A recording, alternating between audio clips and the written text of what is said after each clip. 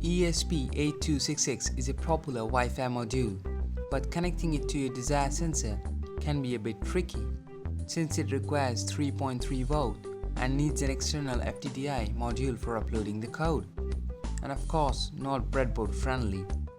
So in this video I'll go through a better option, which is a NodeMCU. Without further delay, let's jump right into it.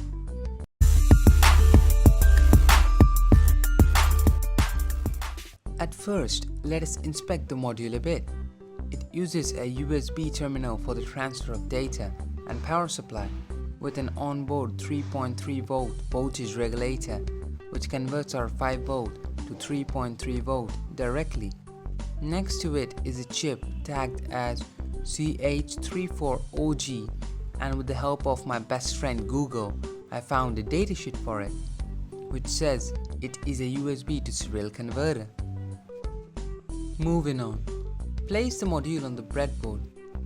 Boom! Hurdle number 1. After placing NodeMCU on the breadboard, I realized that there is no space left for any of the jumpers or component to connect. I looked over the internet and found out that others were not having this problem. So mine has to be a bit off-size. So the solution was to join two breadboards and remove one power rail from any one of the breadboard and then join. Now I can happily place my NodeMCU. It is to note that there is no 5 volt output pin, only 3.3 volt, even as a digital pin, which creates a bit difficulty for the 5 volt logic sensors. For visual, let's connect the LED to digital pin 7 of the NodeMCU. This is basically the whole setup. As a controller, I'll use a Blynk app. If you don't know what Blynk is or how to use, check out my other video about it.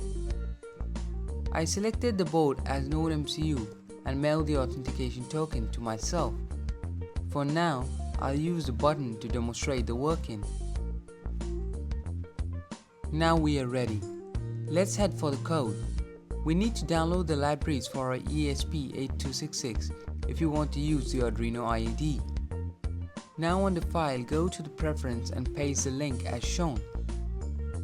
After that, under Tools, then Boards, and then to the Board Manager, look for the ESP8266 library and download it. Once done, you'll see a new set of boards has been added to your list. Under the library Blynk, look for the ESP8266 standalone program.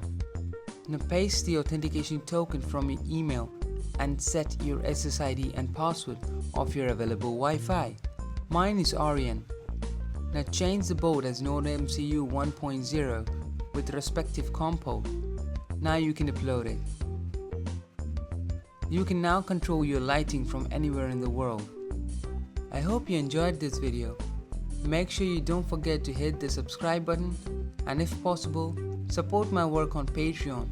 That would be really helpful. In the end, thanks for watching.